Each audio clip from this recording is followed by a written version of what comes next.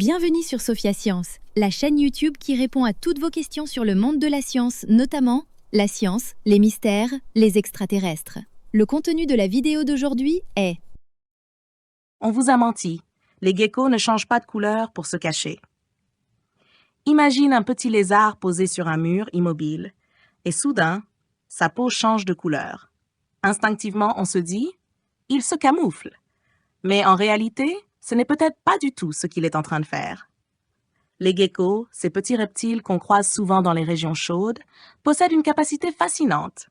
Ils peuvent modifier la couleur et les motifs de leur peau en quelques secondes. Pendant longtemps, les scientifiques pensaient que c'était surtout pour se fondre dans le décor, comme un camouflage naturel. Mais une découverte récente vient bousculer cette idée. En fait, les geckos changeraient de couleur avant tout pour communiquer. Oui, communiquer. Un peu comme nous, avec nos expressions du visage, ou même comme des feux de circulation sur la route. Chez les geckos, chaque couleur raconte quelque chose. Par exemple, quand un mâle affiche des couleurs très vives, c'est un peu comme s'il disait « Je suis fort, c'est mon territoire ». Plus ses couleurs sont éclatantes, plus il affirme sa domination. C'est une façon d'impressionner les autres mâles et d'attirer les femelles. À l'inverse, un mâle qui devient gris ou brun envoie un message complètement différent.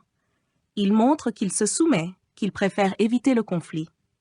C'est un peu comme lever les mains pour dire « OK, j'abandonne ». Et les femelles aussi participent à ce langage silencieux. Elles peuvent changer de couleur pour signaler qu'elles ne sont pas intéressées ou même pour indiquer qu'elles sont déjà en gestation. Autrement dit, leur peau devient un véritable écran de communication. Mais alors, une question se pose.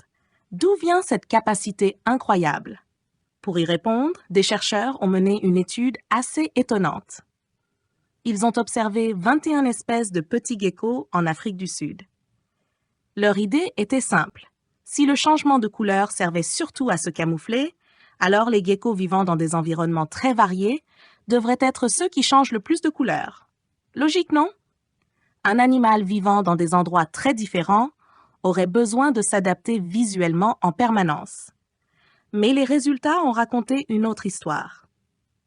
Les scientifiques ont mis deux geckos mâles face à face et ont observé leur couleur changer.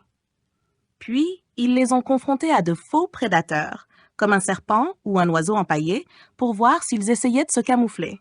Et là, surprise! Les geckos qui changeaient le plus de couleurs étaient aussi ceux dont les changements étaient les plus visibles. Autrement dit, au lieu de devenir discrets, ils devenaient encore plus remarquables. C'est un peu comme si, au lieu de chuchoter pour passer inaperçu, quelqu'un se mettait à parler encore plus fort. Encore plus intéressant, les chercheurs n'ont trouvé aucun lien entre la capacité à changer de couleur et le type d'environnement dans lequel les geckos vivent.